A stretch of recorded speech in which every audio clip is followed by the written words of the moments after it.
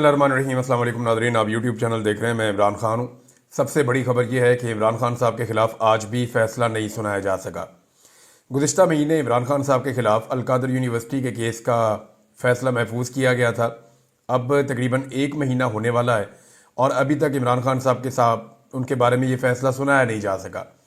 3 मरतबा अदालतों ने तारीख दी है, यानी अदालत ने कहा जी कि हम सुनाएंगे 23 तारीख को, फिर कहे 6 तारीख को, फिर उसके बाद 13 तारीख दी और अब 17 तारीख दे दी है। आज अदालत में क्या हुआ ये मैं आपको बाद में बताता हूँ, लेकिन इमरान खान साहब के बारे में ये फ़ैसला पहले ही सुना दिया गया था और ये जज ने नहीं सुनाया था, बल्कि कुछ ऐसे सियासतदानों ने और ऐसे सहाफ़ियों ने सुनाया जो एस्टेब्लिशमेंट के बहुत करीब हैं या जो एस्टेब्लिशमेंट के कबीले से ताल्लुक़ रखते हैं, जैसे कि फैसल वाडा हो गए, जैसे कि वज़ीर इत्तलात हो गया, जैसा कि ख्वाजा आसिफ हो गए, और कुछ ऐसे सहाफ़ी भी हैं जिन्होंने ये फ़ैसला पहले से सुनाया। बल्कि ये भी बता दिया था कि इमरान खान साहब को कह रहा था 10 साल सज़ा होगी, कोई कह रहा था कि 14 साल सज़ा होगी। तो कल से ही फ़ैसला सुना रहे थे लोग, बल्कि कल से भी एक दिन पहले से सुना रहे थे, और ये भी वो पहले बता देते थे कि जज साहब मज़ीद एक डेट डालेंगे। देखें, इसको ज़रा आप समझें कि जब जज साहब ने फ़ैसला सुनाना था 23 को, तो अदालत के अमले से पहले या जज साहब से पहले ये कुछ लोगों को पता था जो एस्टेब्लिशमेंट के करीब है, और उन्होंने ये खबर पहले दे दी थी एस्टेब्लिशमेंट के ज़राए ने कि जज फ़ैसला नहीं सुनाएगा। फिर जब जज ने दोबारा 6 तारीख को फ़ैसला सुनाना था, तो जज से पहले एस्टेब्लिशमेंट के ज़राए को पता था कि जज फ़ैसला नहीं सुनाएगा। फिर जब जज ने 13 तारीख को फ़ैसला सुनाना था, तो इस मरतबा जो है वो सारे ज़राए गलत साबित हो गए, और फिर एस्टेब्लिशमेंट ने शायद अपने ज़राए को भी नहीं बताया, और ज़राए बेचारे बड़े शर्मिंदा हैं और आज उन्हें बहुत तकलीफ़ हो रही है। उन्हें लग रहा है कि उनके साथ ज़्यादती हुई है और जुल्म हुआ है। तो उन सारों को चाहिए कि जैसे कि शहबाज शरीफ ने फरमाया कि ऊ करके एहतजाज करें, तो जितने भी ज़राए हैं एस्टेब्लिशमेंट के, उन सबको ज़ोरदार तरीके से ऊ करना चाहिए, और जो उनको एक व्हाट्सएप ग्रुप मिला हुआ है उसके अंदर भी वो ऊ करें और वो बताएं जनाब कि आपकी खबर गलत साबित हुई और हमें बड़ी तकलीफ़ हो रही है। क्योंकि इमरान खान साहब के बुग्स के अंदर इन लोगों ने मिर्च और मसाले लगा लगा कर ये खबर सुनाई थी कि आज जज फैसला सुनाएगा और ये फैसला सुनाएगा। अदालत में क्या हुआ पहले वो आप देख लीजिए, जो इन्फॉर्मेशन मैंने गैदर की है। देखें, मैंने जो पिछला वीलॉग आपको किया उसमें भी मैंने टाइम आपको बताया कि 11 बजे के करीब कोई ये फैसला सुनाया जाएगा, यानी जब मैं ये वीलॉग कर रहा हूं तो इसके चंद घंटे के बाद सुनाया जाएगा। तो ये खबर तो सबके पास थी कि फैसला 11 बजे के करीब आएगा। तो जब एक केस का फैसला 11 बजे आएगा तो लोग 10:30 बजे पहुंचना शुरू करेंगे। कोई 10 बजे पहुंचेगा, कोई 10:30 बजे पहुंचेगा, कोई 11:15 बजे पहुंचेगा। और इस तरह के जो फैसले होते हैं वो नॉर्मली हमने देखा है कि आधा घंटा 1 घंटा लेट भी हो जाते हैं। हमने सुप्रीम कोर्ट ऑफ पाकिस्तान, जिसका वक्त सबसे ज़्यादा कीमती होता है, वहाँ पे भी फैसले 1-1, 2-2 घंटे लेट होते हुए देखे हैं। मैं अपने अदालत के अंदर कोई 30 के करीब मुकदमात लड़ चुका हूँ गुज़िश्ता 3 साल में, तो मेरे अपने मुकदमात में भी बड़ा ताख़ीर होती रही है, बड़ा लेट फैसला आता रहा है। बल्कि एक तो फैसला मेरा ऐसा था कि जज साहब रख के बैठ गए थे महफूज करके, वो फैसला आ ही नहीं रहा था जब तक कि मुझे दूसरे केस में गिरफ्तार नहीं कर लिया गया। तो ये होता है, अदालत के अंदर ताख़ीर हो जाती है। लेकिन यहाँ पे जज साहब पहुंचे सुबह 8:30 बजे। कुछ लोग कहते हैं 8 बजे पहुंचे, लेकिन जज साहब के बकौल वो सुबह 8:30 बजे पहुंचे। अगर फैसला 11 बजे था तो वो इतनी सुबह क्या लेने आए? दूसरा, इस बुनियाद के ऊपर जज साहब उठ के चले गए 11 बजे से पहले ही, यानी फैसला सुनाने के वक्त से पहले जज ये फैसला सुनाकर चले गए कि ये फैसला मैं नहीं सुना रहा, मैं फिर एक और डेट दे रहा हूं, अगली डेट पे मैं ये फैसला सुनाऊंगा। तो अदालत का तो जनाब मजाक बन गया ना। अब पहली मरतबा तारीख में ये हो रहा है कि जो फैसला सुनाने वाले हैं वो आगे आगे भाग रहे हैं और जिसके खिलाफ फैसला आ रहा है वो पीछे पीछे भाग रहा है, और वो ये कह रहा है सुनाओ फैसला मेरे खिलाफ। इससे पहले भी तुमने सुनाए हैं, कालक अपने मुंह पे मली है और कालक अपने मुंह पे मलो, सुनाओ फैसला मेरे खिलाफ। इमरान खान की बहनों ने जैसे चैलेंज किया, मैं आपको भी पढ़ के सुना देता हूं। लेकिन जज साहब सुबह सुबह पहुंचे और पहुंचने के बाद जनाब उन्होंने बकौल उनके इमरान खान साहब को बुलाया। इमरान खान साहब नहीं आए, हालांकि 11 बजे फैसले का टाइम था, तो उन्हें 11 साढ़े 11 बजे तक इंतजार करना चाहिए था। अगर इमरान खान साहब मुकर्ररा वक्त पर ना आते जो बताया गया था तो सिचुएशन कुछ और होती है। और वैसे भी इमरान खान की गैर मौजूदगी में फैसला सुनाने से क्या प्रॉब्लम है? फैसला गैर मौजूदगी में सुनाया जा सकता है। मैंने कई लोगों से पूछा, उन्होंने कहा जी बिल्कुल कोई मसला नहीं है, इमरान खान साहब जेल के अंदर कैद है, बंद है, उनके खिलाफ फैसला सुनाना कौन सा प्रॉब्लम है, सुनाया जा सकता था। क्योंकि बुशरा बीबी भी पेश नहीं हुई। अब बुशरा बीबी भी 10:30 बजे का ज़हन में रख के निकली कि मैं 11 बजे तक पहुंच जाऊंगी और जाके मैं भी फैसला सुन लूंगी।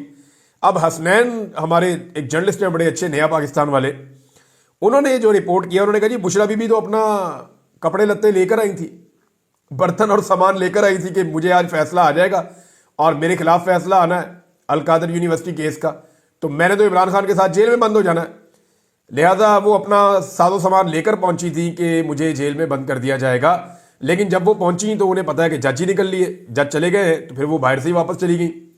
تو پاکستان تحریک انصاف کے جو وہاں پہ لیڈرز تھے وہ بھی، اور عمران خان صاحب کی جو فیملی ہے وہ بھی، اور جو وکلا ہے وہ سارے ہمیں ہکا بکا نظر آئے، پریشان نظر آئے کہ یہ ہوا کیا ہے۔ یعنی پہلی مرتبہ ہو رہا ہے اور یہ تاریخ کا حصہ بن گیا ہے کہ عمران خان کی بہنیں چیلنج کر رہی ہے کہ ہمت ہے تو فیصلہ سناؤ، عمران خان کے خلاف فیصلہ سناؤ۔ میں آپ کو ان کا سٹیٹمنٹ پڑھ کے دیتا ہوں۔ بانی P T I Imran Khan کی بہن علیمہ خان نے کہا کہ بانی نہیں بلکہ حکومت دباؤ میں ہے، اگر ان میں ہمت ہے تو 17 تاریخ کو سزا سنا دیں۔ عمران خان اور بشرا بی بی کے خلاف القادر ٹرسٹ فیصلہ مؤخر ہونے کے بعد اڈیالہ جیل کے باہر انہوں نے گفتگو کی۔ علیمہ خان نے کہا کہ ڈیل کا لفظ سن سن کر تنگ آ گئے ہیں، جو وقت ہمیں دیا گیا تھا ہم وقت پر پہنچ گئے، یہ حکومت بہت زیادہ دباؤ میں ہے کیونکہ دنیا اور پورا پاکستان سب دیکھ رہا ہے۔